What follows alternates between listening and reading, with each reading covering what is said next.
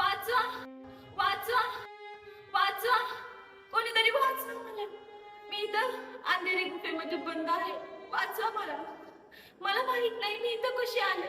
माझी काही चुकीही नाहीये. प्लीज मला कोणीतरी वाचवा. थोड्याच वेळात माझी हत्या करून मला एखाद्या नालीमध्ये किंवा डस्टबिन मध्ये फेकून देणार आहे. माझ्या अस्तित्वाची जाणीव ना पोलिसांना ना इतर कोणाला आहे. कोणालाच कळणार नाहीये की माझी हत्या झालीये. मला याच्यातून बाहेर निघायचंय आणि मला मारणारे दुसरे कोणी नसून माझे स्वतःचे आई बाप आणि दुसरं कोणी नसून एक सुशिक्षित आणि शिकलेला डॉक्टरच आहे. हा, थोड्याच वेळात मी माझ्या आईच्या गर्भाशयात एक डॉक्टर माझी हत्या करणार आहे. समाज काय म्हणेल? मला मुलगा हवा होता. परंपरा आहे ती. पण मुलगी वाईट आहे असं कुठं लिहिलंय? आई, तुला पण माझा विचार नाही आला का ग?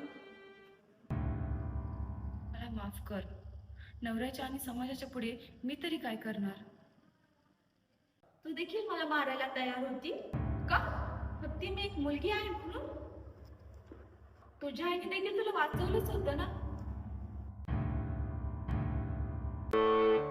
भारत में कुछ डॉक्टर्स हर साल लगभग 5 लाख बच्चियों की इस दुनिया में आने से पहले ही हत्या कर देते हैं, सिर्फ इसलिए क्योंकि गर्भ में पल रही बच्ची के माँ बाप को एक लड़के की चाहत होती है. बस!